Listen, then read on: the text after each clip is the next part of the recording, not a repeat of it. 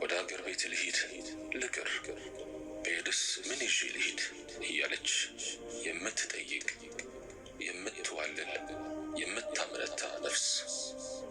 ወዲህ ዞር ስለም አያታለሁ በቃኝ ብላ በድፍረት አገር ቤት የገባች ነፍስ።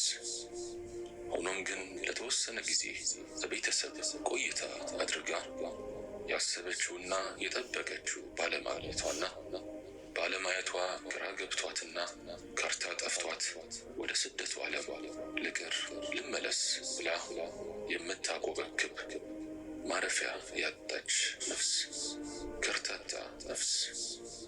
ሐቂቃ ይህች ነፍስ ታሳዝነኛለች።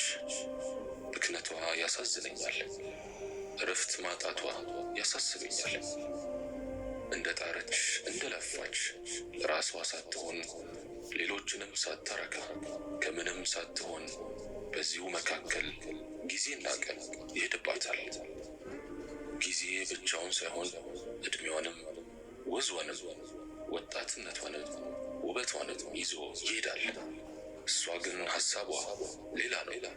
ሰውን ማስደሰት፣ ለሌሎች ማሳለፍ፣ የብዙዎችን የህይወት ቀዳዳ ለመድፈን ስትባክንና ስትባዘን ዓመታትን ብታሳልፍም እሷ የኮንትራት ዓመቷን እንጂ የምድር ላይ ዕድሜዋን አትቆጥርም። ሳታስበውና ሳታስተውለው በሰው ሀገር 5ም 6ም 10ም 20 ዓመትም አሳልፋለች። የሚገርመኝ ይህች ነፍስ ስስት የሚባል ነገር አታውቅም። በብዙ የኸይር ቦታዎች ላይ አያታለሁ። ዲናዊ እንቅስቃሴዎች ላይ በብዛት እመለከታታለሁ። በየቻናሉ በየሶሻል ሚዲያው በተለያዩ በጎ ስራዎችም ላይ ተሳትፏ እጅግ ትልቅ ነው። ደግሞም የሌለችበት አገር የለም። ከቅርብ እስከ ሩቅ ከድሃ እስከ ሀብታም አገር እንደተንከራተተች አለች። ብዙዎቻችን እንደምናስበው ባለችበት አገር ደልቷት ሞልቶላትም አይመስለኝም። ያለችበትም አህዋል ደስ አሰኝቷትም አይደለም። ምናልባት ጥቂት ከብዙ ነፍሶች መካከል የተሳካላት ነፍስ ልትኖር ትችላለች። በእርግጥ የምትገርምም ነፍስ ናት። ዱንያም ሆነ መንፈሳዊ ህይወቷ ያላረካት ነፍስ፣ ከራሷ ቀንሳ እናት አባቷን ለማርካት እንቅልፍ የምታጣ ነፍስ፣ የወንድም እህቶቿን ቀዳዳ ለመሸፈን ሌት ተቀን የምትታትር ነፍስ፣ የችግር ቀዳዳዎች ብዛት ካላት አቅም በላይ የሆነባት ነፍስ፣ ለመልበስም ለመጉረስም ጊዜ ያጣች ነፍስ፣ ወደ አገር ቤት የምትልከው ሳንቲም ወንዝ የወረደች ጨው የሆነባት ነፍስ፣ ለሌሎች መቆምና መኖር ስትል የገዛ ራሷን፣ ትዳሯን፣ ልጅነቷን፣ ወጣትነቷን የረሳች ነፍስ፣ ያማራትን እንዳማራት እያየች የምታልፍ ነፍስ፣ ለባዳም ለዘመድም እንዳሰበች እንደተጨነቀች አልሞላልሽ ያላት የምትዋትት የምትቃትት ነፍስ፣ ያለችበት ሁኔታ እሷና ጌታዋ ብቻ የሚያውቅላት ነፍስ፣ ሰዎች ያልተረዷት እሷም ራሷን ማስረዳት አቅም ያጣች ነፍስ፣ መቼ ይሆን ለኔም ለሌሎችም የሚያልፍልን ብላ የምትጨነቅ የምትብሰለስል ነፍስ፣ የራሷ ብሶት ሳያንሳት ሰዎች በበደል ስሟን የሚያጠፏት ነፍስ፣ የዋህ ነፍስ፣ ሚስኪን ነፍስ፣ ሁሉንም የምታምን ነፍስ፣ አሳዛኝ ነፍስ። ሐቂቃ እቺ ነፍስ ታሳዝነኛለች። የሙስሊሞች ጉዳይ ያላሳሰበው ከነሱ አይደለም ተብሎ የለ። አሰብኩላት፣ ላስታውሳትም ልመክራትም አሰብኩ። ብዙ ዓመት ለፍተሻልና እስቲ ከድካምሽ እረፍት አድርጊ አልኳት። እንደ እናቴ ሰውን ማስደሰት የማይደረስበት ድካም ነውና ይብቃ፣ ወደ ራስሽ ተመለሺ። ሁሉም ነገር በጊዜው ሲሆን ያምራልና ስለ ጎጆም ስለ ዘርም ስለ ኢስላማዊ ቤተሰብ አስቢ አልኳት በቅንነት።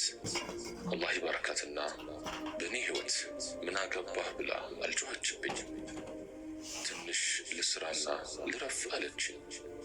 ዱንያ መቼም አትሞላምና ወስነሽ ካላረፍሽ በስተቀር ፈጽሞ አታርፊም አልኳት።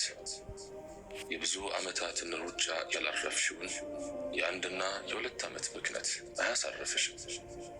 እንኳን አንቺ ባለትንሽ ኑሮ ትላልቅ ሀብታሞችም እንኳን ማረፍ ስላልፈለጉ ብቻ ማረፍ አልቻሉም አልኳት።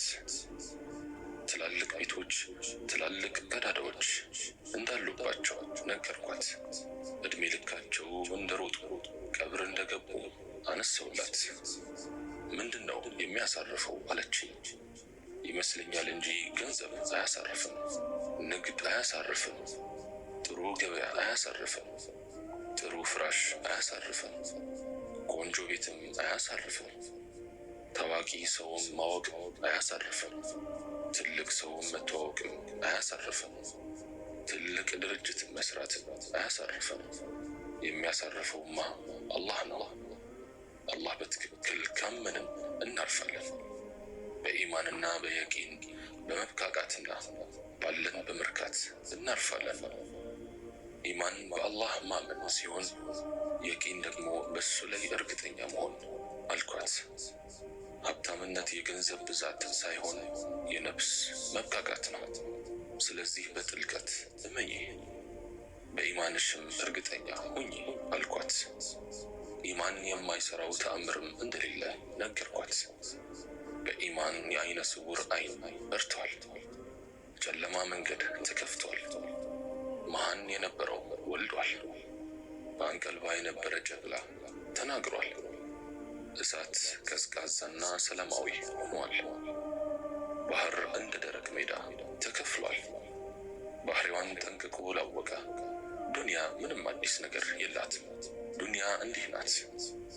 ዱንያ ሁሌም የትም ብትሆን ጎደሎ ናት። ድከም ያለው አላህ ያጎደለለትን ዱንያን ለመምላት ይሮጣል። የለየለት ስራ ፈት ማለት እሱ ነው። ሰው ቁርሱን ቶኪዮ ላይ ሲቀምስ፣ ምሳውን ዱባይ ላይ ሲበላ፣ ለመክሰስ ፓሪስ ቢያርፍ፣ እራቱን ኒውዮርክ ላይ ቢያሳድርግ ዱንያ 10 ያልሞላች 9 ናት።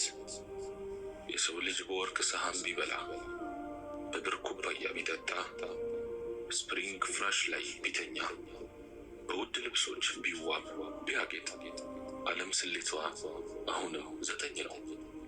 ሰው በቻይና ግንብ ላይ ቢንጠለጠል፣ በካሊፎርኒያ ድልድይ ቢሻገር፣ ከኳላላምፑር ታወር ቢሰቀል፣ ከኤቨር ተራራ ላይ አናት ቢደርስ ፈጽሞ የዱንያን ጫፍ አይደርስባት። ዱንያ አላህም ሲፈጥራት አደፍርሶ ነው። ብክነት፣ እረፍት ማጣት፣ ሐሳብ ማብዛት የሰው ተፈጥሮ ነው። ትላልቅ ባለጸጋዎችም ጭምር እረፍት ያላገኙባት ሀገር ናት ዱንያ። ዱንያ ከፍ ሲሉ ወደ ታች የምትመልስ ጉደኛ ሀገር ናት። ሀብታምን በገዛ ምግቡና መኝታው ላይ ሐኪም ሲያዝበት ታያለህ። ልሞች ሽሮ ብላ መሬት ተኛ፣ ውሃን እንጂ አትጠጣ። አሜሪካኖች የሀገራችንን ተፈጥሮ፣ እኛ ደግሞ የነሱን ህንፃ እንናፍቃለን። ዱንያ ላይ ሁሉም ግብጥብጥ ነው፣ እረፍት የለውም። አንዱ የታየው ሌላው አይታየውም። እናም ወዳጆቼ የምናርፈው በኑሮአችን ከፍ ስላለን አይደለም፣